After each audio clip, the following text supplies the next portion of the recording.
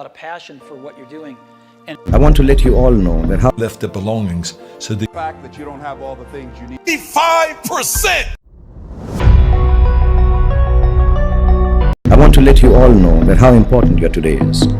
Your now is. Study hard, work hard, play harder. Don't be bound by rules. Don't hurt anybody.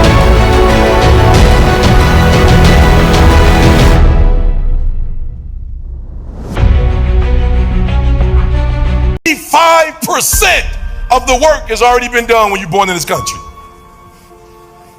I'm just being real. I don't know if you've been to a third world country. 75% of the work has already been done for you. So what do I?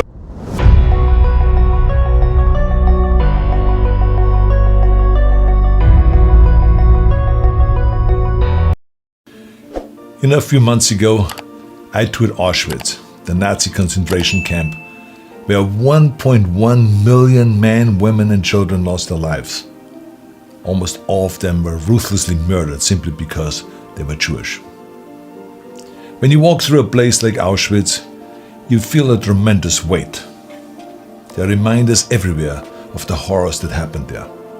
The suitcases never claimed by the prisoners, who were told to remember exactly where they left their belongings so they could retrieve them after they were finished with their showers. The shoes and the gold teeth and the hair that were taken from the murdered to be reused by the murderers to fund their evil. The logbooks with thousands of names crossed out as if a cruel accountant only measured death. The gas chambers with scratches on the walls from the fingernails of people who tried to hold on to life. The crematorium, where the Nazis tried to erase all of their atrocities. Let me tell you something. The weight on your back hits you at the very beginning heavier than any squat I've ever done. And it never goes away. It's the feeling of history, of millions of voices that were silenced decades ago, begging you, not to just look at their shoes, but to spend a few hours in them, to imagine you were there.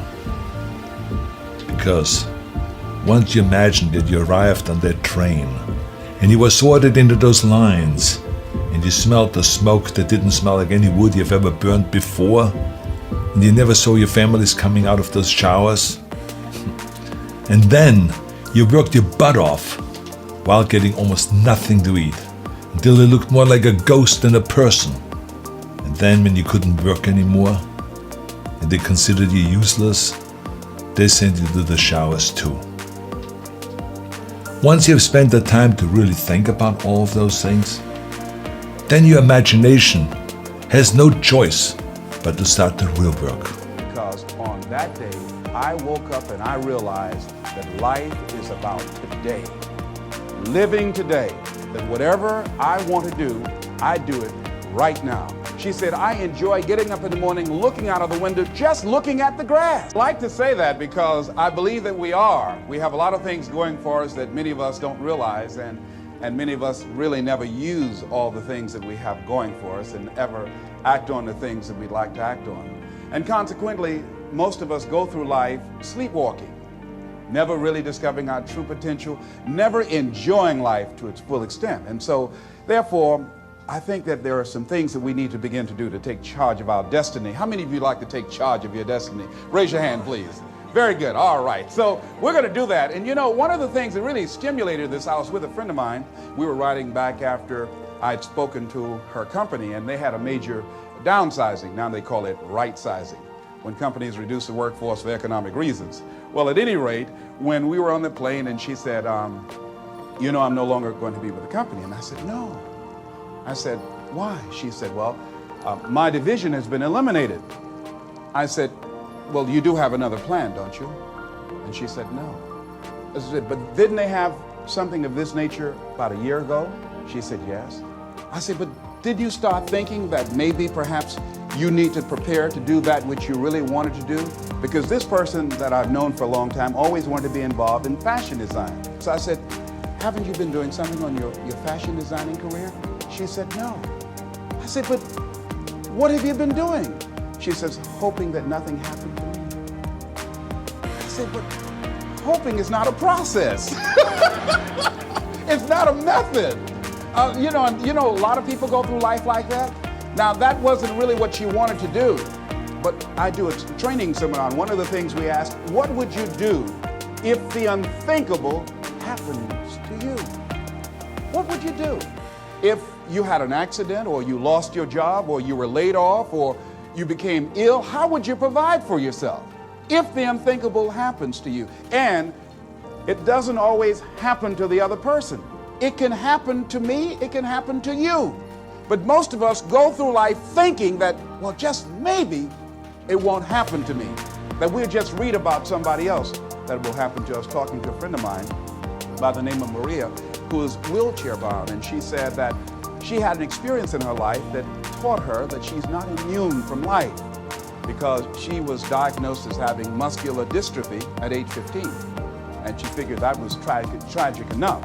But 2 years ago, because of a malfunctioning wheelchair, she fell out of a van, struck her head, and suffered a closed head injury. Had blood. People say you have to have a lot of passion for what you're doing, and it's totally true. And the reason is because it's so hard that if you don't, any rational person would give up. It's really hard, and you have to do it over a sustained period of time. So if you don't love it, if you're not having fun doing it, and you don't really love it, you're going to give up. And that's what happens to most people, actually. If you really look at the ones that ended up, being successful, unquote, in the eyes of society, and the ones that didn't, oftentimes it's the ones that are successful loved what they did so they could persevere when it got really tough. And the ones that didn't love it quit because they're sane, right? Who would want to put up with this stuff if you don't love it? So it's a lot of hard work, and it's a lot of worrying constantly. And if you don't love it, you're going to fail. So you got to love it. You got to have passion. And I think that's the high order bit. The second thing is you've got to be a really good talent scout, because no matter how smart you are, you need a team of great people, and you've got to figure out how to size people up fairly quickly, make decisions without knowing people too well, and hire them, and see how you do, and refine your intuition, and be able to help build an organization that can eventually just build itself, because you need great people around you. Listen to me very closely. A lot of people speak. God has blessed a lot of people that may speak, but I've been given a voice. Like, I'm not sure how they did it, but when I was created, they said, turn the tremble down and bring up the bass. You gotta hear this. When you live in America, and please write this down. Now, if we want to debate, we can debate on the percentages. But let me just say that 75%, when you were born in America, 75% of the work has already been done when you're born in this country. I'm just being real. I don't know if you've been to a third world country. 75% of the work has already been done for you. So what do I mean by that? And I'm here to shame you. I'm gonna shame your 25%. Because when you're not making good money in America, it means one thing, that you're putting the onus on somebody else. That's all it means. If you're not wealthy in America, it just means you made it somebody else's responsibility for you to make money. That's all it means.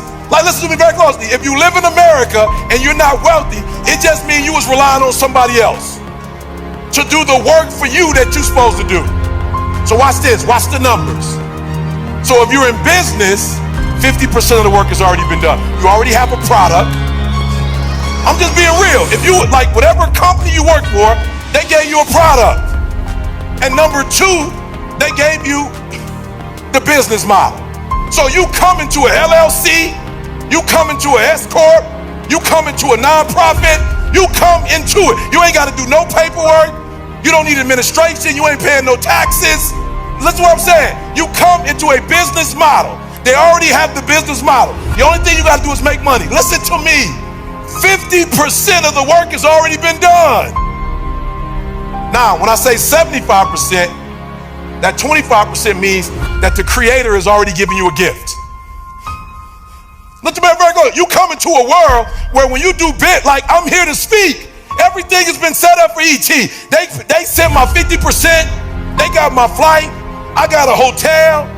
Like they got me in the green room. I got stuff. All I have to do is come on stage. I don't have to call you. I don't have to set up this arena. I don't have to do nothing but show up. 50% of the work has already been done. Another 25, God gave me out the womb a voice. And never ever live somebody else's dream. Remember, however many times you go wrong, no matter how many times you fail, despair, feel like this world is against you, in the words of Bob Marley, at the end, everything's gonna be alright.